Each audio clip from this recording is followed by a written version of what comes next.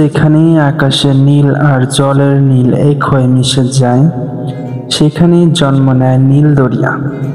এটি শুধু জলরাশি নয়, এটি এক রহস্যময় সৌন্দর্যের প্রতীক। আজ আমি তেমনই একটি জায়গার সাথে পরিচয় করে দিব, যার নাম নীলদরিয়া। নীলদরিয়া হলো রংপুর জেলার পীরগঞ্জ উপজেলা চতরা ইউনিয়নের একটি ঐতিহাসিক ও মনোমুগ্ধকর জলাশয়, যা প্রাচীন রাজা নীলাম্বর দেবের রাজধানীর প্রতিরক্ষাকারী পরিখা হিসেবে খ্যাত। 1200 শতকের উত্তরভাগে সেন বংশের রাজা নীলাম্বর দেব এই অঞ্চলে তার রাজধানী প্রতিষ্ঠা করেন। তার চারপাশে 80 হাত প্রস্থের গভীর খাল খনন ও 14 হাত উচ্চ 14 হাত প্রস্থ প্রাচীর নির্মিত হয়। পরে ভূমিকম্পে এর উত্তর পূর্ব অংশ ভরাট হয়।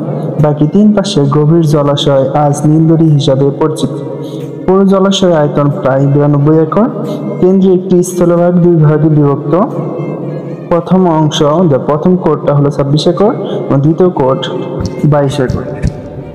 বাকিটা জল ও বন বিভাগের নিয়ন্ত্রণে। আশেপাশের প্রাচীন স্মৃতিশিলার বিভিন্ন স্থান, যেমন রাজারানীর ঘাট, মাজার, মিশ্রবাড়ি ইত্যাদি অবশিষ্ট আছে। বর্তমান জায়গাটি রংপুর জেলার বন বিভাগ স্থানটি বনায়ন করে স্থানীয় পর্যটন কেন্দ্র হিসেবে গড়ে তুলতেছে। দেখতে পাচ্ছেন এইটাই নীলদরিয়া। পানি কেমন ভাই?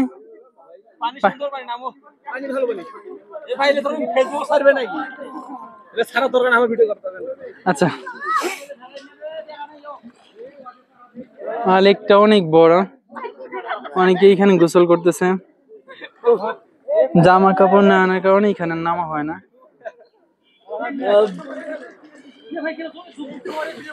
ওইদিকে আরো আছে, কিন্তু গাছ থাকার কারণে দেখা যাচ্ছে না। পরে স্পিড বোটে উঠে সম্পূর্ণ দেখাবো।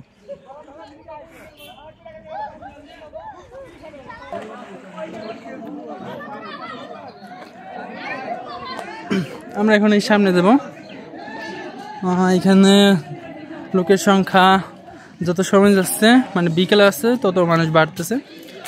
আমরা এই সামনে দেখবো, এইখানে অনেক খেলা বা বসার জন্য জায়গা রয়েছে, বাচ্চারা এখানে খেলতে পারবে।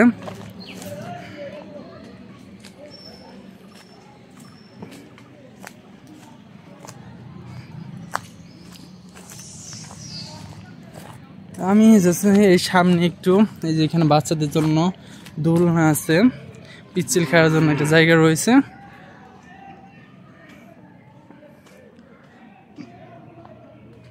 সামনে দেখতে পাচ্ছেন অনেক গাছ, অনেক সুন্দর একটা জায়গা। যদি কেউ রংপুর আসেন অবশ্যই জায়গাটা মিস করবেন না।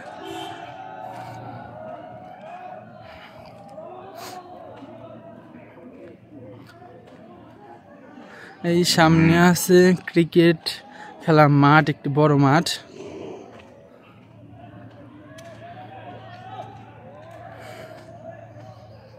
এখানে ক্রিকেট খেলতেছে, অনেক দিন হয় ক্রিকেট খেলা হয় না।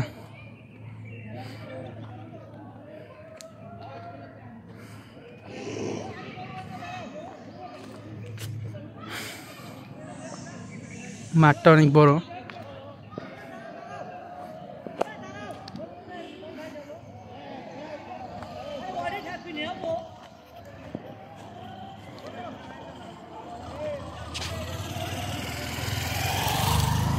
বাইরে কি সরকারি জায়গা? এই গ্রামের নাম কি নীলদরিয়া?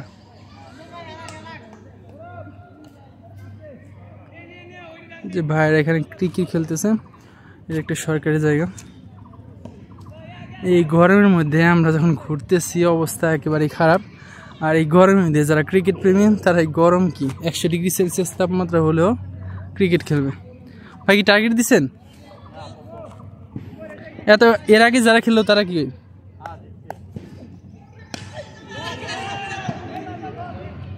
এই মুহূর্তে একটা উইকেটের পতন ঘটলো। ব্যাটিং, একটা বাউন্স বল, অফসাইডে বল, সেটা সহজে স্টেজে খেলতে গেল এবং সেটা ব্যাটে লেগে উপরে।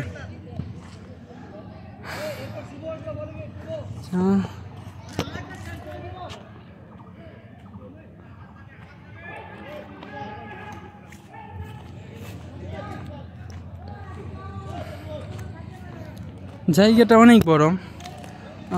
ওই পাশ পর্যন্ত ওই দিকেও আরও নদী আছে, মানে এই যে লেকটা অনেক বড়।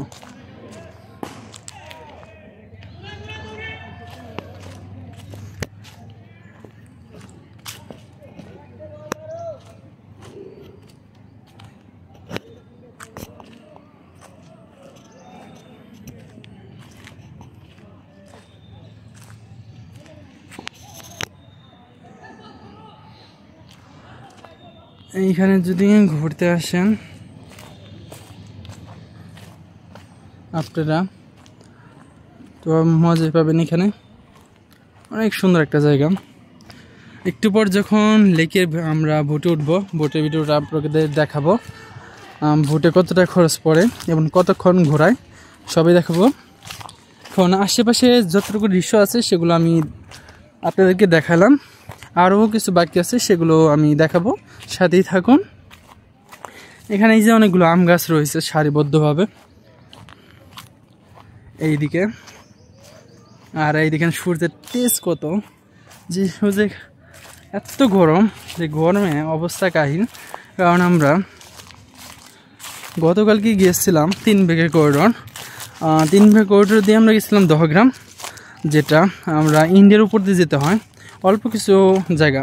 আর দহগ্রাম আঙ্গুরপাতা গ্রামটা হলো বাংলাদেশ থেকে সম্পূর্ণ বিচ্ছিন্ন, মানে বাংলাদেশের ম্যাপ থেকে, কিন্তু সেটা লালমনিরহাট জেলার পাটগ্রাম উপজেলার অন্তর্ভুক্ত। এই যে সামনে আছে মেহেদি স্যার, আর আছে ময়মনসিংহের বা রংপুরের এবং ঢাকা বিভাগ কাঁপানো সেই ভাইরাল জাকিরুল ইসলাম, সরি ইঞ্জিনিয়ার জাকিরুল ইসলাম। সে বডি জাকিরুল লজ্জা পাইতেছে। আর সামনে আছে আমাদের চোদ্দ স্যার, মেহেদি স্যার এখন সামনে যাইতেছে। এখন জাকিরুল কই যেতেছি আমরা? আমরা নীলদরিয়ার বোটে এক্সপ্লোর করব। এরপর আমরা হচ্ছে বিখ্যাত আঙ্গুর বাগানে যাব। আমরা এখন বোটে উঠবো, ওই সামনে মেহেদি স্যার আছে। বোটে ওঠার পর আপনাদের সাথে সব শেয়ার করবো।